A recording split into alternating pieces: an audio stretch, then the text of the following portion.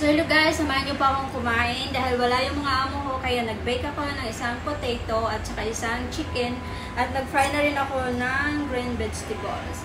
Pero mamayang gabi po, darating na sila amo at nag-message si amo na mag-order daw sila ng dinner namin. So dito lang pa ako kumakain kasi wala akong table dahil yung table ko is hindi magkasya dito. Maliit po yung space namin dito. Hindi kagaya dun sa dati kong bahay. Yummy. Yung aking isang amo nandoon tulog. Hindi ko kasi siya pwedeng bigyan ng kung ano-ano. Kaya, samahan niyo pa akong kumain guys. In fairness, ang sarap ng chicken nuggets kasi. Ay, hindi po siya chicken nuggets. Chicken fillet. Kasi nilagyan ko siya ng Tabasco at saka ang sarap ng pagkakabake ko ng potato. Nilagyan ko lang siya ng olive oil. Tips po para madaling mag-bake ng potato is pakuluan nyo muna siya ng like 10 minutes para tender na siya. Para pagsalan nyo sa oven, luto na siya in 20 minutes. Yummy.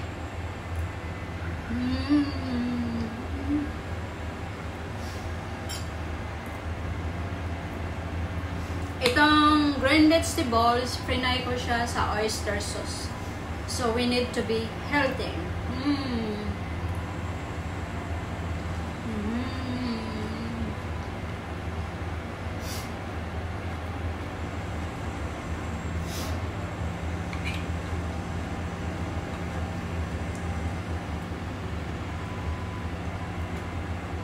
Ow!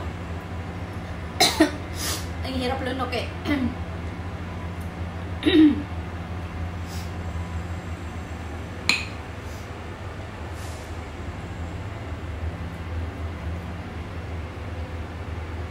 Tapos na pa ako maglinis. Naglinis ako kahapon lahat. Nalinis ko na yung ref. Wala na akong gagawin.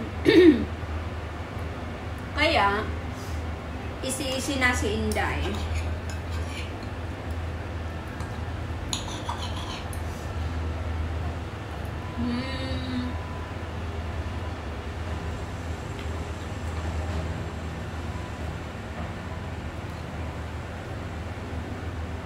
Itatawag ko lang today sa aking anakis at ang ulam daw nila ay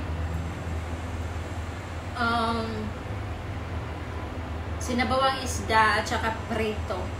Yan.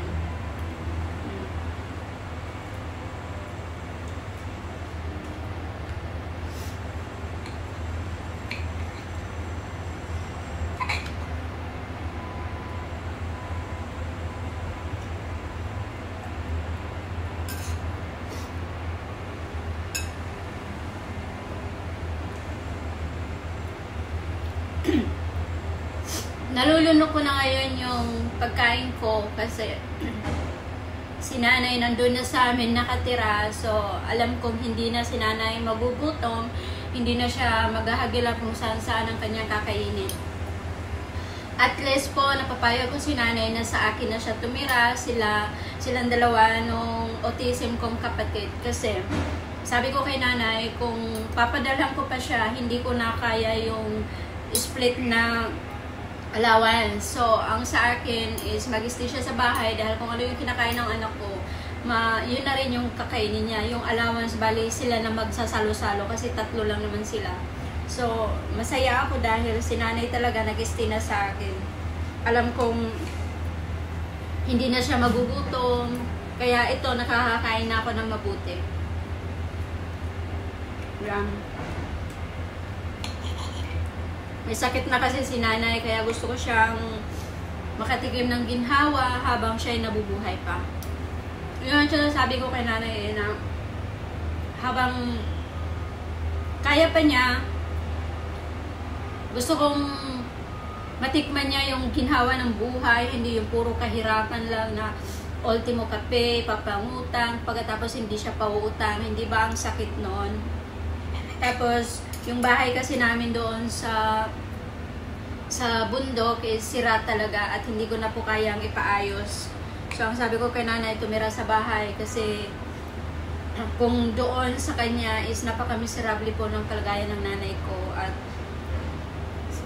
yung naririnig mo sa mga tao na pinababayanan daw siya, hindi po namin siya pinababayanan. Ayaw lang talaga niya na tumira sa mga anak niya, lalo na sa Maynila.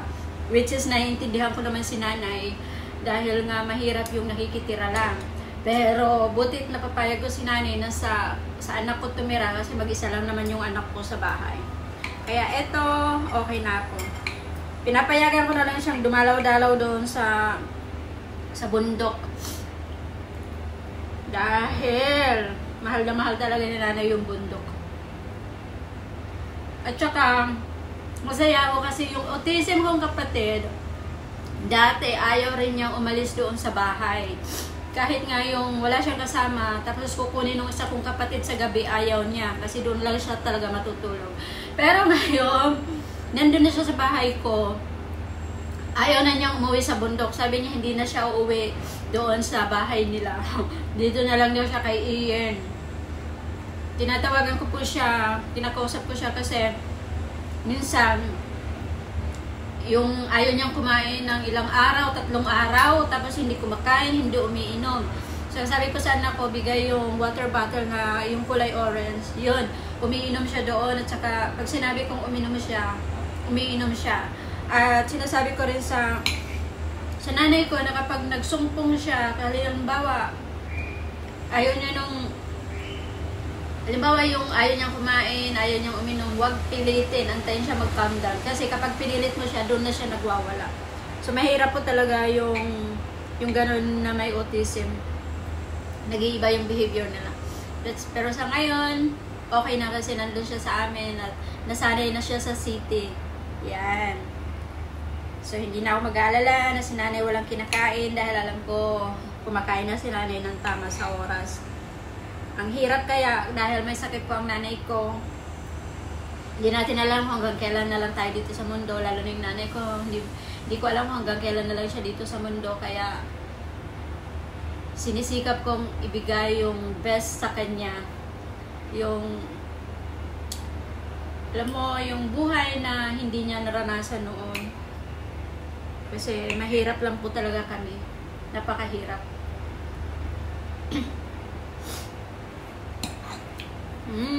Yummy. Kaya, kung kumakain man ako ng masarap dito, masaya na ako kasi kumakain din na masarap yung anak ko at yung nanay ko. Yun yung importante sa akin.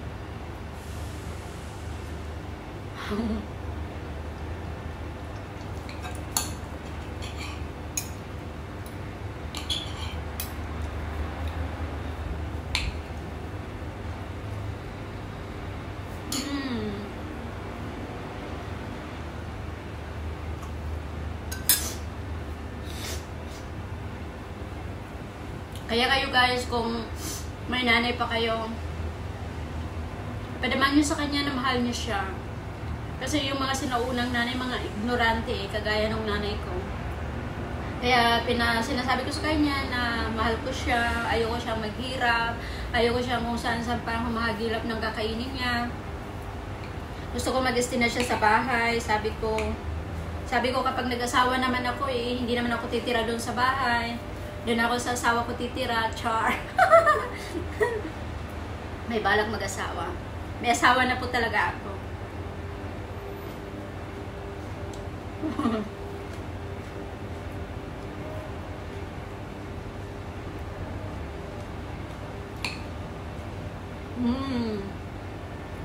Ang sarap.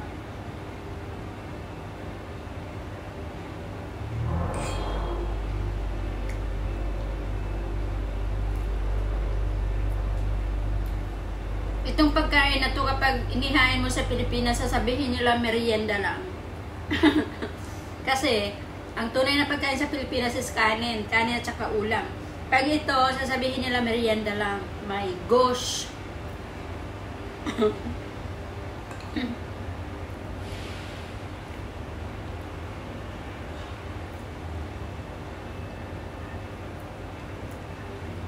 Masaya yung ano, yung sasabihin sa'yo ng anak mo, mama, bumili ako ng ano, prutas. Bumili daw siya ng watermelon, mangga, at saka banana, at saka dalandan. Wow!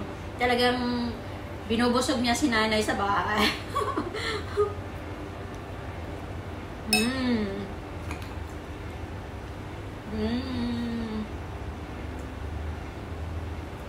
At saka biskwit pala.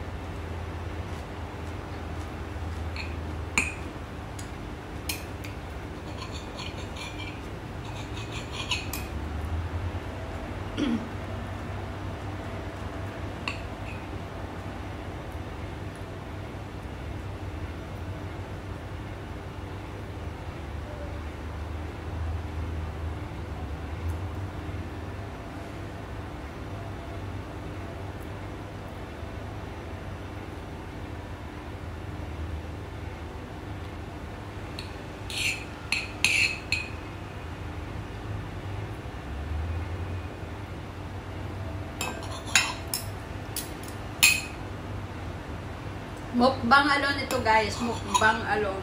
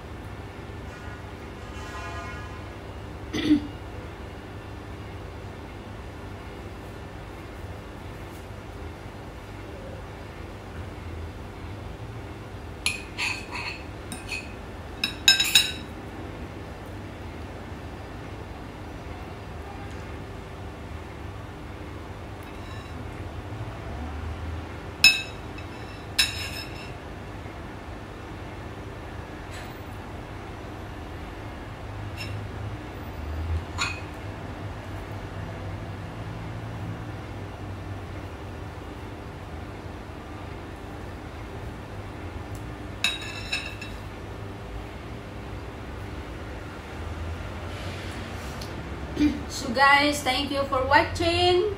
Bibilisan ko na yung pagkain kasi bababa ko na si Mimi. So, bye-bye!